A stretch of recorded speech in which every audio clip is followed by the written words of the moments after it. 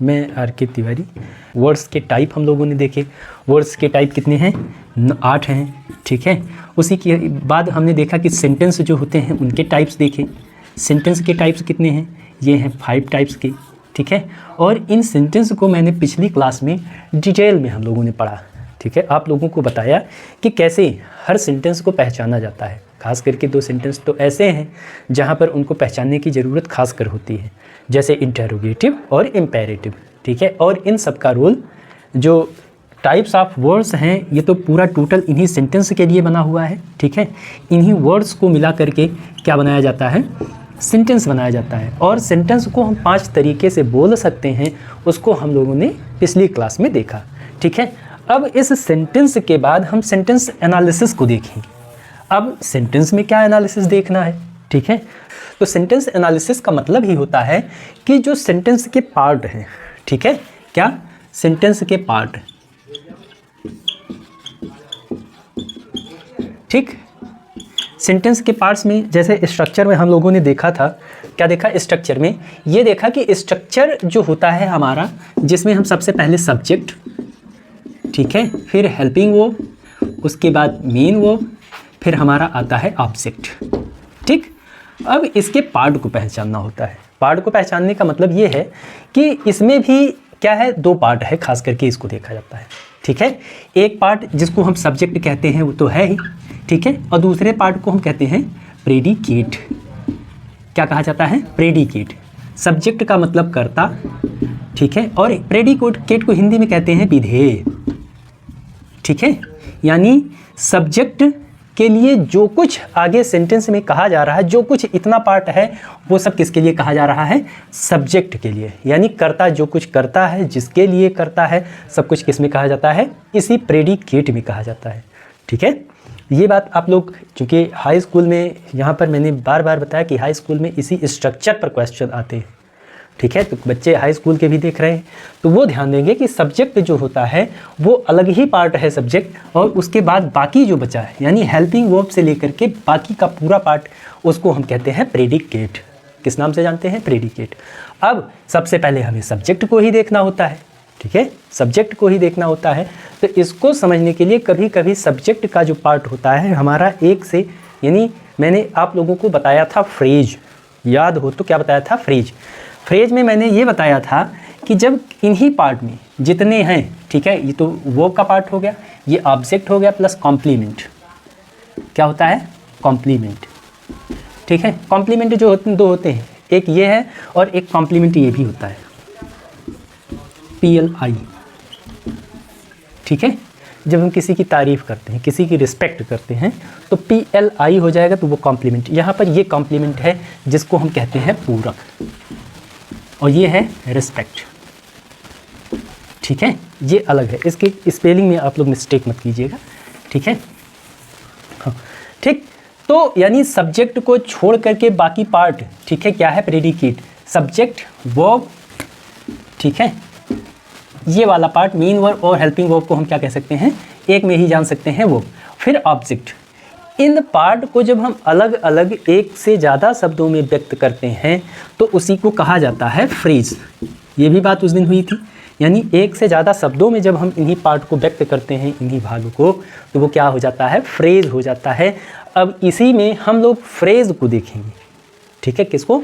Phrase की बात होती है, यानी सब्जेक्ट के एक से ज़्यादा पार्ट, यानी हेल्पिंग वर्ब के और मेन वर्ब, यानी दोनों के, ये तो हेल्पिंग वर्ब मेन वर्ब अपने आप में फ्रेज बन गई।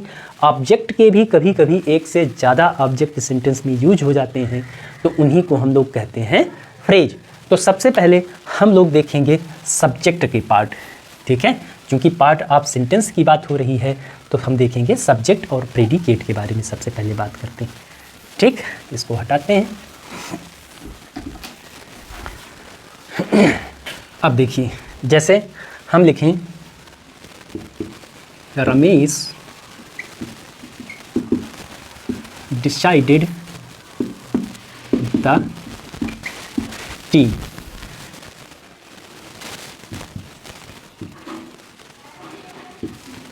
राम विल असिस्ट यू, ठीक है।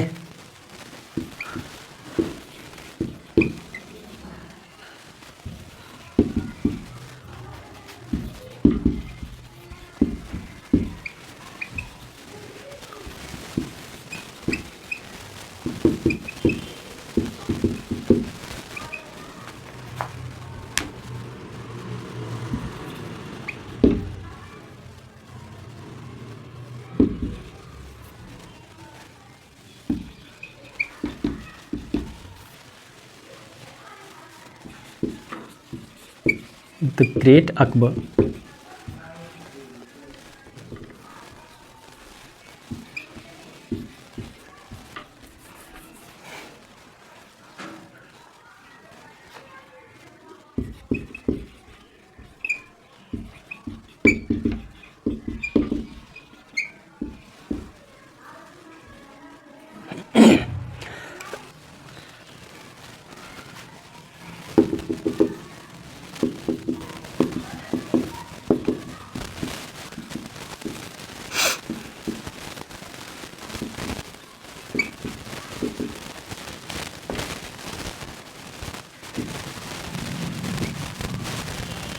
became a doctor। ठीक, ये आपके सामने 6 सेंटेंस हैं। ठीक, इसको हम एनालिसिस करते हैं।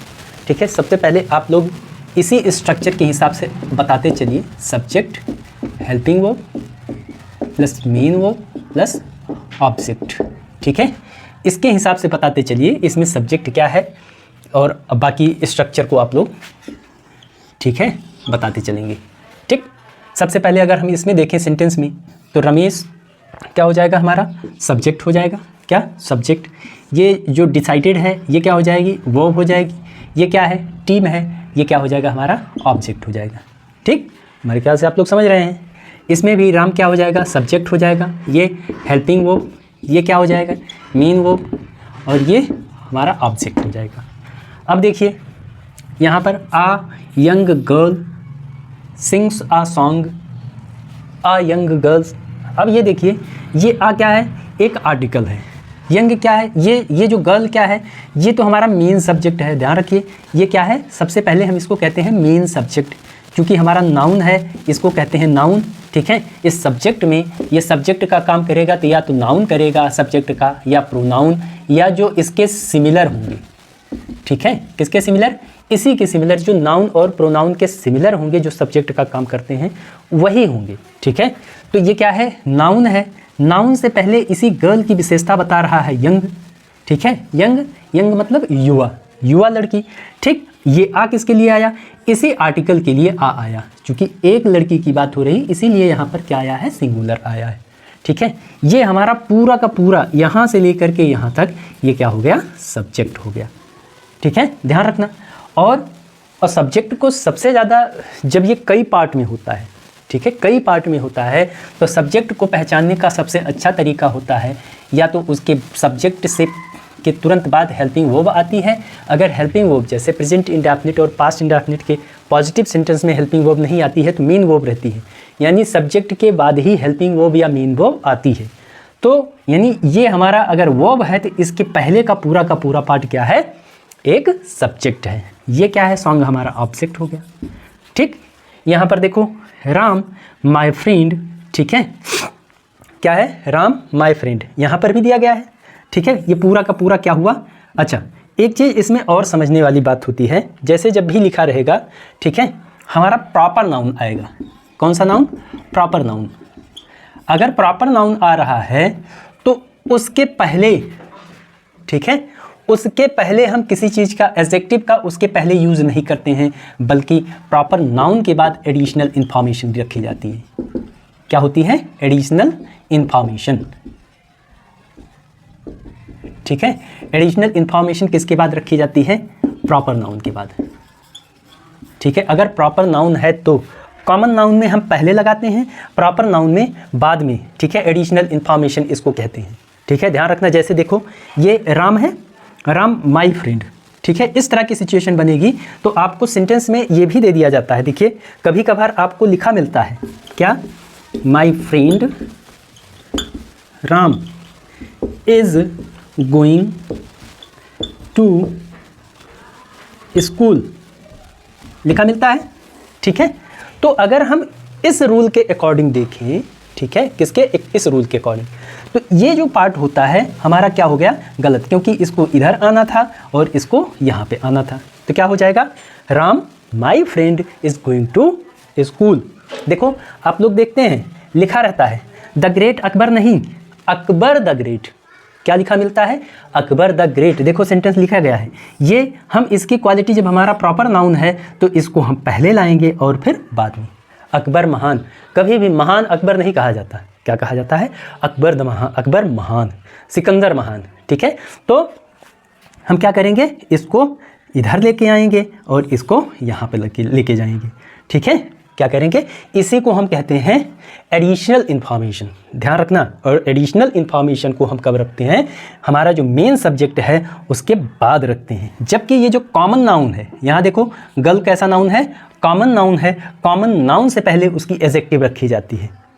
ठीक है, क्या रखी जाती है, एडजेक्टिव कॉमन नाउन से पहले। Good girl, good boy, fat student.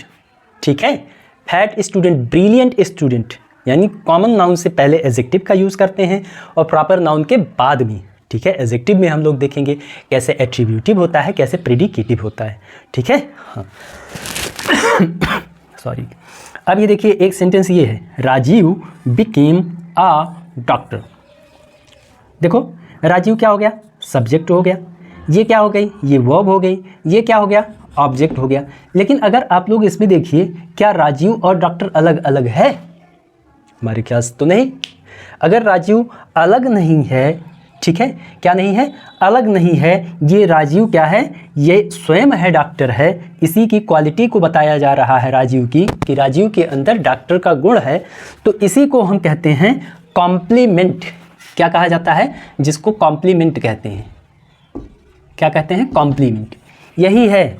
लेकिन कॉम्प्लीमेंट कैसा होगा, सब्जेक्ट कॉम्प्लीमेंट। किस तरह का कॉम्प्लीमेंट, सब्जेक्ट, चूंकि ये सब्जेक्ट का ही के क्वालिटी को कंप्लीट कर रहा है, इसीलिए इसको हम भले ही ऑब्जेक्ट की जगह पर यूज़ किया गया है, लेकिन ये ऑब्जेक्ट ना हो करके क्या है, ये कॉम्प्लीमेंट है। ठीक है, जब एक ही व्यक्ति की क्वालिटी को यहाँ आकर के यानी वो के बाद में बताया जाता है, तो उसी को हम सब्जेक्ट कॉम्प्लीमेंट कहते हैं। क्या कहते हैं, सब्जेक्ट कॉम्प्लीमेंट। ध्यान रखना, ये वाला जो पार्ट है ये सब्जेक्ट कॉम्प्लीमेंट है। ठीक है, इसको ध्यान रखिएगा। जब किसी में, जब हम जैसे हम कहें माय नेम इज़ आर के तिवारी, ठीक है, तो माय नेम इज़ आर के तिवारी में ये दोनों एक दूसरे के पूरक हैं, कॉम्प्लीमेंट हैं। ठीक है, हम किसी को इंट्रोड्यूस जब कराते हैं, ठीक है, किसी की विशेषता बताते हैं, किसी के बारे में अच्छाई या बुराई बताते हैं, तो वो उस सेंटेंस में हम as a subject complement use करते हैं। ठीक है, इसके तौर पर सब्जेक्ट कॉम्प्लीमेंट के तौर पर उस सब्जेक्ट को यूज़ करते हैं। ठीक इसी तरीके से, ठीक है, इसको, इस सेंटेंस को देखने के बाद अब हम लोग आगे चलते हैं, आगे देखते हैं क्या कैसे है, उसको भी देखते हैं। ठीक है, हमारे ख्याल से आप लोगों ने लिख लिया होगा या स्क्रीनशॉट ले सकते हैं, फिर आगे चलते हैं।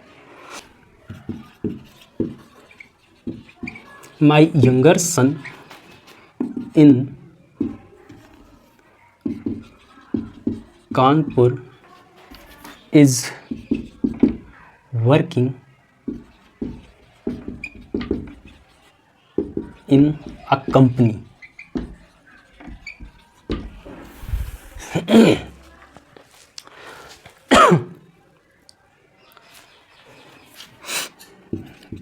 a black crow sitting on a wall flew अभी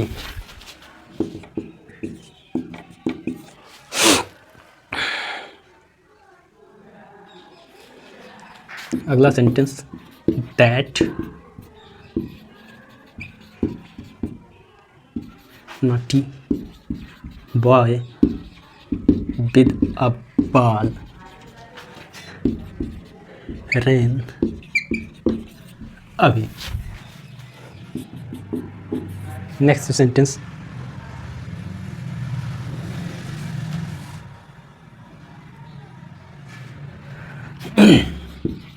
the blind man with a stick is very rich, is very rich। ये सेंटेंस है, ठीक है, ये सेंटेंस है आपका। इसको आप लोग एक बार देखिए और बताइए इसमें सब्जेक्ट कौन सा है, प्रेडिकेट कौन सा है। हमारे ख्याल से इसको आप लोगों ने देख लिया होगा। अब इसको देखिए, इसको एनालिसिस कीजिए कि हमारा सब्जेक्ट कहाँ है। सबसे पहले तो मैंने आप लोगों को यही बताया कि इस तरीके से सर्च कर सकते हैं कि हमारा सब्जेक्ट कौन सा पार्ट है, यानी सब्जेक्ट के बाद हेल्पिंग वर्ब नहीं तो मेन वर्ब जरूर आएगा। ठीक है, तो अगर हम देखें इस सेंटेंस में तो यहाँ से लेकर के कानपुर, चूँकि हमारा जो हेल्पिंग वर्ब है यहाँ पर आ रहा है, तो इसलिए माई यंगर सन इन कानपुर, ये पूरा का पूरा क्या हुआ, एक सब्जेक्ट हुआ, सब्जेक्ट के तौर पर काम कर रहा है। लेकिन इस सब्जेक्ट के भी अलग अलग पार्ट हैं। ठीक है, यहाँ पर जो नाउन है, नाउन कौन सा है, ये वाला पार्ट देखा जाए तो ये क्या है, नाउन है, जो कि एक कैसा नाउन है, कॉमन है, कॉमन नाउन है। ठीक, और कॉमन नाउन से पहले यही आया है एक एडजेक्टिव है। ठीक है, और ये क्या है, इसको जो माई है इसी को डिटरमिनर कहते हैं। डिटरमिनर जो हमारे एडजेक्टिव मतलब कि डिमॉन्स्ट्रेटिव एडजेक्टिव है, डिमॉन्स्ट्रेटिव प्रोनाउन मतलब कि आर्टिकल है, डिमॉन्स्ट्रेटिव एडजेक्टिव, और जो पर्सनल में जो पजेसिव एडजेक्टिव होते हैं, ये पजेसिव एडजेक्टिव है। ठीक है, पजेसिव एडजेक्टिव, डिमॉन्स्ट्रेटिव एडजेक्टिव और ये जो आर्टिकल होते हैं, ये सब किसका काम करते हैं, एक डिटरमिनर का काम करते हैं। किसका, डिटरमिनर। ठीक है, डिटरमिनर का काम करते हैं, इसीलिए ठीक है, इनको ये क्या है, ये डिटरमिनर है, माई हुआ। ये वाला जो पार्ट आप लोग देख रहे हैं ये क्या है, डिटरमिनर है। ये देखो यहाँ से यहाँ तक अगर आप लोग देखिए तो ये वाला पार्ट कहीं ना कहीं किसका काम कर रहा है, एडजेक्टिव का। यहाँ से देखिए, ठीक, ये वाला पार्ट हमारा क्या है, एक नाउन है, जो कि कैसा नाउन है, कॉमन नाउन। अच्छा, यहाँ पर देखो ये वाला पार्ट, उसके बाद ये पार्ट विद अ बाल, विद अ स्टिक। ठीक है, ये उसी कौवे की बात हो रही है जो ठीक दीवार पे बैठा है, उसी लड़के की बात हो रही है। ठीक है, जो कहाँ, मतलब यहाँ पर माई यंगर सन इन कानपुर, वह लड़का जो कानपुर में है। ठीक है, छोटा लड़का, यानी कई हैं, उनमें से केवल उस वाले की बात हो रही है जो कानपुर में है। वो क्या है, उसकी बात हो रही कि is working in a company. ठीक, इसी तरह से क्रो सिटिंग ऑन अ बाल, ऐसे ही बॉय विद अ बाल, वही लड़का जिसके हाथ में क्या है, बाल है, गेंद है। ठीक है, ऐसे ही मैन विद अ स्टिक, जो डंडे के सहारे, छड़ी के सहारे चल रहा है, उसकी बात हो रही है। इसीलिए ये वाले जो होते हैं इनको हम एग्जेक्टिवल फ्रेज कहते हैं। ठीक है, एग्जेक्टिवल फ्रेज। ठीक है, यानी हमारा जो नाउन यानी सब्जेक्ट का पार्ट है, यहाँ से यहाँ तक कितने पार्ट में बट गया, 1 2 3 और 4 पार्ट में बट गया। और यहाँ पर हमारी हेल्पिंग वर्ब आ रही है या मेन वर्ब आ रही है, इसलिए यहाँ से यहाँ तक का जो पार्ट है वो क्या हो गया, प्रेडिकेट हो गया। ठीक है, सब्जेक्ट प्रेडिकेट हो गया। ठीक है, ये सब्जेक्ट हो गया, ये प्रेडिकेट हो गया। Working is working in a company, new away ran away is very rich, ये हमारा प्रेडिकेट है। ठीक है, इसको आप लोग एक बार देखिए, फिर आगे चलते हैं। हमारे ख्याल से इसको आप लोगों ने नोट कर लिया होगा। आइए आगे चलते हैं। क्योंकि सब्जेक्ट के एनालिसिस की बात हो रही है सेंटेंस के पार्ट में आज। ठीक है, तो सेंटेंस में सब्जेक्ट में हम देखते हैं कि और कौन कौन से पार्ट होते हैं जो सेंटेंस में सब्जेक्ट का काम करते हैं। ठीक है,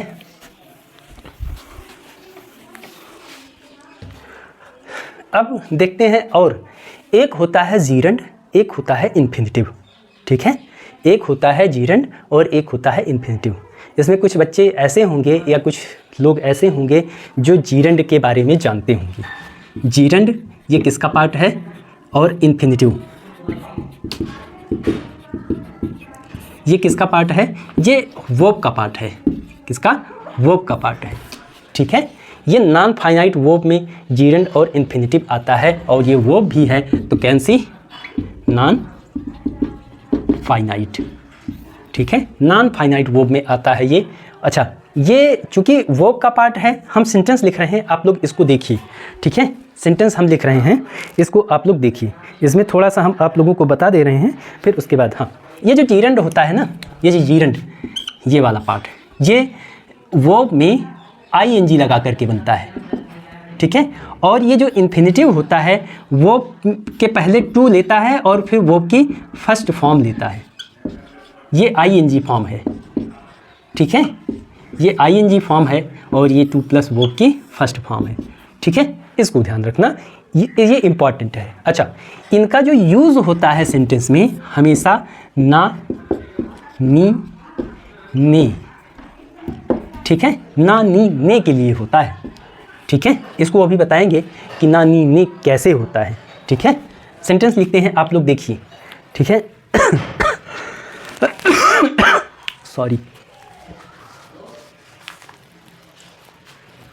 देखिए पहला sentence, smoking is a bad habit, ठीक। दूसरा है swimming is a good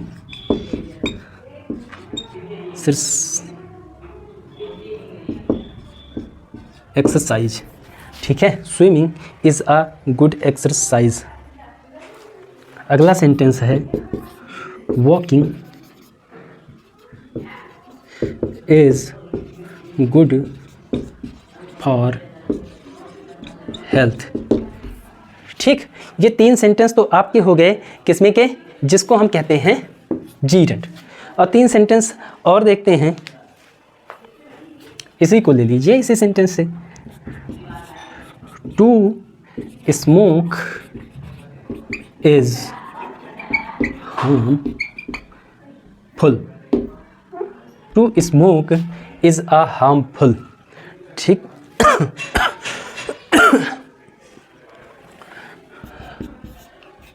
to sleep is essential, essential, to sleep is essential। एक सेंटेंस यहाँ पे लिख देते हैं, to work is our duty, ठीक, to work is our duty. देखिए आप लोगों के सामने 6 सेंटेंस लिखे हुए हैं, ठीक है।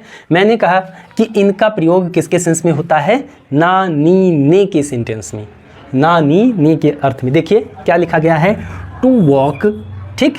अब यहाँ पर ये आया हेल्पिंग वर्ब, और मैंने बताया कि हेल्पिंग वर्ब से पहले क्या यूज होता है, एज अ सब्जेक्ट। अगर हम देखें, to walk, smoking, swimming, walking, ठीक है, टू स्मोक, टू स्लीप, ये क्या कोई नाउन है? हमारे ख्याल से नहीं। कोई प्रोनाउन है? ऐसा भी नहीं है, ठीक है। लेकिन नाउन प्रोनाउन ना हो करके ये किससे बने हुए हैं, चूंकि इसी वर्ब से बने हुए हैं। क्या है? वर्ब से बने हुए हैं और एक सब्जेक्ट का काम कर रहे हैं, और ये सब्जेक्ट में भी किसका काम करते हैं, नाउन का काम करते हैं। किसका काम करते हैं, नाउन का। लेकिन चूंकि ये वर्ब से बने हुए हैं, इसीलिए इनको किस तरह का वर्ब कहा जाता है, किस तरह का नाउन कहा जाता है, वर्बल नाउन। किस तरह का नाउन कहा जाता है, इनको वर्बल नाउन कहा जाता है, ठीक है। इसको आप लोग ध्यान रखिएगा, ये इसी वर्ब से बने हुए हैं। देखो टू वॉक में अगर वॉक,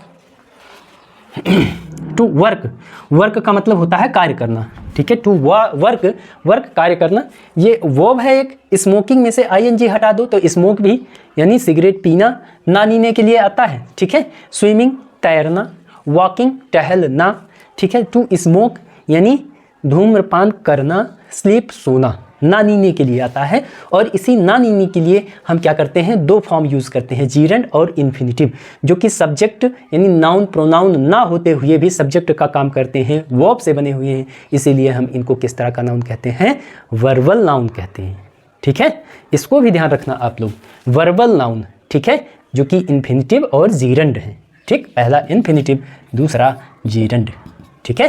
हाँ, इसको आप लोग नोट कर लीजिए। फिर आगे कुछ बताते हैं कि क्या है अगला पार्ट।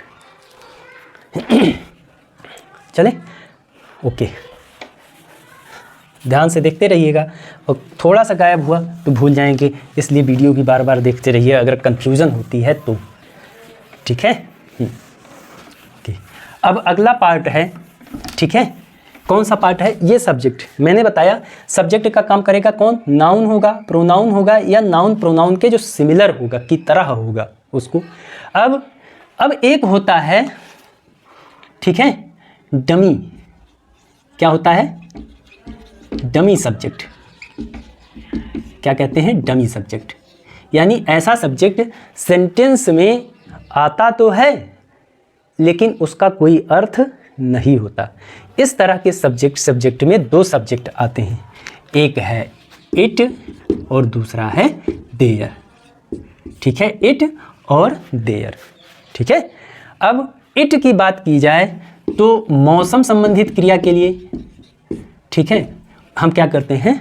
इट का यूज़ करते हैं। ठीक है, और उसके बाद देयर का प्रयोग जो करते हैं, हम क्या करते हैं? किसी चीज़ को यानी पर्सन को बताने के लिए, किसी व्यक्ति को बताने के लिए हम देयर का प्रयोग करते हैं। कैसे? इसको आइए देखते हैं। जैसे कहें आज ठंड है, ठीक है, तो हमें क्या लिखना होगा? It is cold today. क्या लिखना होगा? It is cold today. ठीक है, आज मंडे है, इट इज़ मंडे टुडे। ठीक है, या आगे देखिए और क्या है? बहुत अंधेरा है, इट इज़ वेरी डार्क। बहुत अंधेरा। 3 सेंटेंस हो गए देयर के। देखो, एक राजा रहता था, देयर लिव्ड आ किंग। ठीक है, एक राजा रहता था, क्या लिखेंगे? There lived a king. अगला सेंटेंस, एक राजा था, हम क्या लिखते हैं? एक राजा था। कहानियों में अक्सर यहीं से शुरुआत होती है, तो हम क्या लिखेंगे? वहाँ पर सेंटेंस क्या आता है? There was a king. ठीक है, इस तरह के सेंटेंस। यानी अब देखिए यहाँ पर क्या इट और देयर का कोई मतलब है? अगर हम ये कहें कि आज ठंड है के लिए तो हम इस का यूज़ कर दिए, आज के लिए टुडे का, ठंड के लिए कोल्ड का। तो क्या इस इट का कोई मतलब है? यानी कहने का मतलब ये है कि इस तरह के सेंटेंस में ये नहीं समझ में आता है कि सब्जेक्ट के तौर पर हम किस चीज़ का यूज़ करें। हम डायरेक्ट ये भी नहीं कह सकते हैं इज़ कोल्ड टुडे, क्योंकि जैसे हम इसको हटा करके इज़ कोल्ड टुडे करेंगे, यहाँ पर अपने आप ही क्या लग जाएगा? एक क्वेश्चन मार्क लग जाएगा। ठीक है, फिर क्या हो जाएगा कि ये हो जाएगा इसका मतलब क्या आज ठंड है, इसलिए हम ऐसा भी नहीं कह सकते। ठीक है, तो इसलिए इसी चीज़ से बचने के लिए ग्रामेरियन ने एक सब्जेक्ट बनाया जिसको हम कहते हैं डमी सब्जेक्ट। क्या कहते हैं? Dummy subject. यानी सेंटेंस में सब्जेक्ट के स्थान पर यूज़ हो लेकिन उस सब्जेक्ट का कोई अर्थ ना हो, तो उसी को कहते हैं डमी सब्जेक्ट। ठीक है, इसी को डमी सब्जेक्ट कहते हैं। ठीक है, जैसे आप लोग जाइए दुकान पर फ़ोन वाले के पास, ठीक है, और उससे कहिए कि बताइए कोई न्यू ब्रांड का फ़ोन आया है। ठीक है, तो कहेगा न्यू ब्रांड में हाँ आया है। ठीक है, आप देख लीजिए ये वाला न्यू ब्रांड है, तो आप कैसे उससे पूछे क्या डमी है कोई, तो कहेगा हाँ डमी है। तो डमी एक ऐसा फ़ोन होता है जो देखने में हूबहू उस न्यू ब्रांड के फ़ोन की तरह होता है, लेकिन संयोग से अगर गिर जाए कहीं तो उस पर कोई फ़र्क पड़ने वाला नहीं है। यानी फ़ोन की तरह तो है लेकिन फ़ोन नहीं है। ठीक वैसे ही सब्जेक्ट की तरह तो है लेकिन सब्जेक्ट नहीं है। क्यों? इसका कोई अर्थ ही नहीं है। ठीक है, इसलिए इस तरह के सेंटेंस को, इस तरह के सब्जेक्ट को, ये सब क्या हैं? ये सब्जेक्ट हैं। इट, देयर, ये सब क्या हैं? एक सब्जेक्ट हैं। ठीक है, और इन सब्जेक्ट को हम कौन सा सब्जेक्ट बोलते हैं? Dummy subject.